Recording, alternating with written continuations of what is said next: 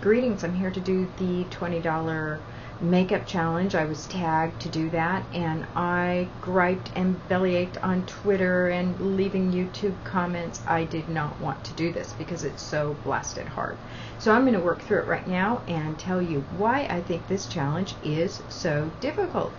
Yes, it's the $20, but the second part of it is to remember that I am trying to go phenoxyethanol and paraben free.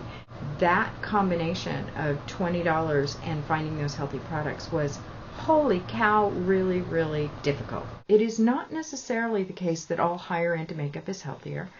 It's not necessarily the case that all natural makeup is good for you. It's not necessarily true that even things that are 100% natural and organic aren't going to have things in them that break you out. So the situation is more complex than that. It's also true that I can go to the drugstore, for example, and buy Maybelline Color Tattoo in Tough as Taupe, which is perfectly fine in terms of ingredients for me. I look at it, I'm wholly comfortable with these ingredients. I can also find lipsticks that are phenoxyethanol and paraben free. There's no problem there. And because Physicians Formula makes mascara that doesn't have either phenoxyethanol or parabens, I haven't tried it yet. I've heard mixed reviews on it, but I could go grab that. But it's expensive, right? So that Physicians Formula mascara, I think, comes in at about $13. And so, whoom, out of the 20, there it goes. Now, I am a makeup minimalist on many occasions, and so the idea of going without mascara doesn't horrify me. And so that's what I chose. The idea of going without concealer horrifies me because I have my age spots, and look at these puppies. In terms of foundation, many times I go without foundation. Other than this one area through here, I have some unevenness in the skin, but not a lot. I don't have a lot of pits. So here is what I discovered. I started to look at concealers. Let me just kind of run through choices that I went through. First of all, there is the Physicians Formula 100% natural of origin concealer. It is $13. I only have $20 to spend. It is $13. It has very low or mixed reviews, and it contains talc, so it's going to wickedly dry me out because I have dry under eyes, and talc, not good for me. Other people object to talc because of the potential to the lungs. However, if it's in a liquid, you're not inhaling it, so that wouldn't be the issue. But the issue would be with talc that it's going to dry me out. So that's that one. Revlon Photo Ready is $8, and I suppose if I had to go purchase one, that would be the one that I would go get. But it does have phenoxyethanol. Several people have asked about phenoxyethanol. Phenoxyethanol is restricted in Japan. I believe it's restricted as well in the EU. When it is restricted around the mouth area. That is, it's not great for ingesting. That's what we worry about with that. With talc, we worry about breathing. With phenoxyethanol, we worry about ingesting. Lipsticks, shouldn't use. Foundations, if you're going to be using them on the lips or around the mouth, not great.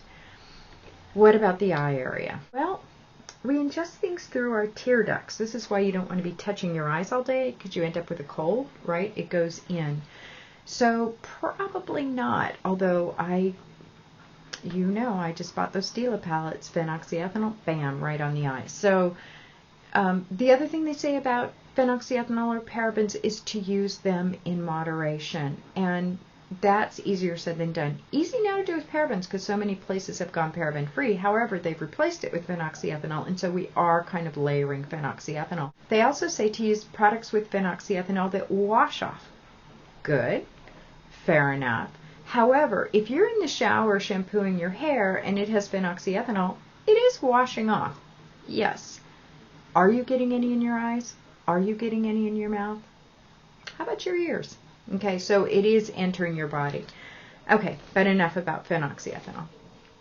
The e.l.f. is interesting. It does not have parabens. It does not have phenoxyethanol. It has the third of the wicked preservatives, which I am just going to call meth. Why? Because the whole name is methylchloroisothiazolinone. Not even sure if I made that out. So we'll just call it meth. Okay, so meth.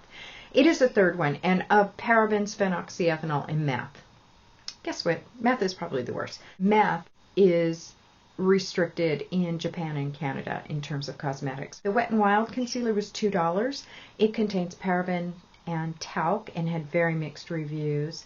And then the L'Oreal concealer, which is that Magic Lumi, has parabens, and that is a whopping $13. So it would have been pricey for this challenge. I probably would have gone with the parabens over the phenoxyethanol for the eye area, except that I've tried Magic Lumi and it doesn't give me enough coverage. So what did I do?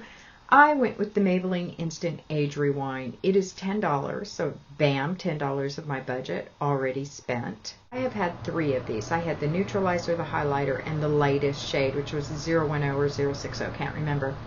And I used to use this last winter over my other concealer, and I liked the way this performed.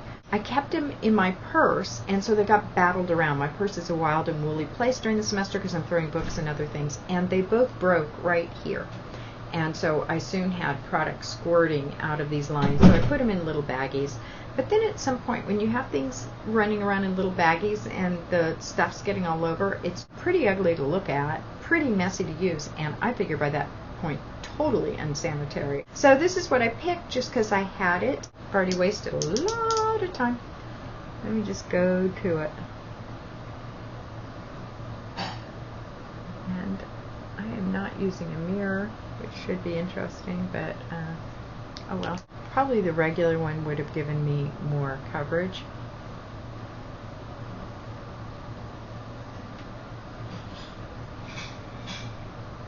The one tool I would absolutely need, it's not the spoolie end, although that's nice to have, it's this end. So I would go purchase something like this. The Philosophy sale, I got this little palette. $3, so definitely. But Teresa NC tells me that that is cheating. It shouldn't be anything that you just happen to fall upon a big lot sale. So, nice green dot product. Would like to use it. Haven't even used it yet. But I'm not going to use it for this challenge. I'm going to stick to it and do this color tattoo. The thing about all these drugstore products is that I quote a price like $10 and then, you know, the Maybelline color tattoo, but we never pay this much for them, and I'm trying to remember how much the Maybelline color tattoos were. The main thing I need to do with this is do some brow work. And this is going to be harder to do without my mirror, but I will do it. I might as well just go ahead and do a little Toughest Taupe in the crease. I am not going to use mascara. I'm going to go ahead and use Toughest Taupe along the lash line.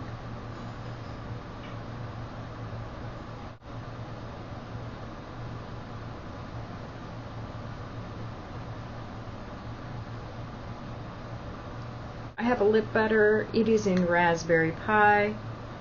This is one, I suppose, not to try if you are prone to breakouts, but I am not for the most part. And particularly when I keep it on this area of my face, if I were to come in closer to that female zone,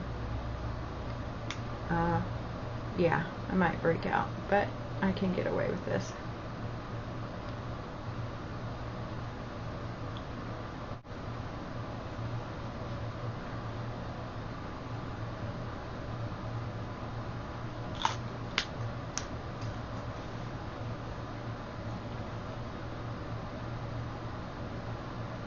I would use just these 3 products, I guess, and hope I got a sale.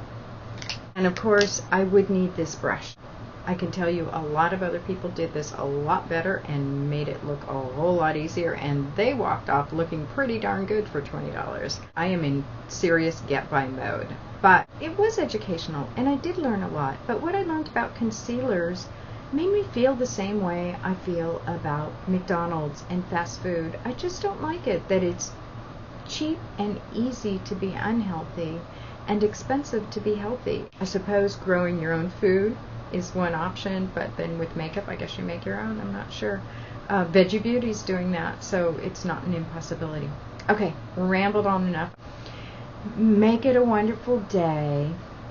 Bye.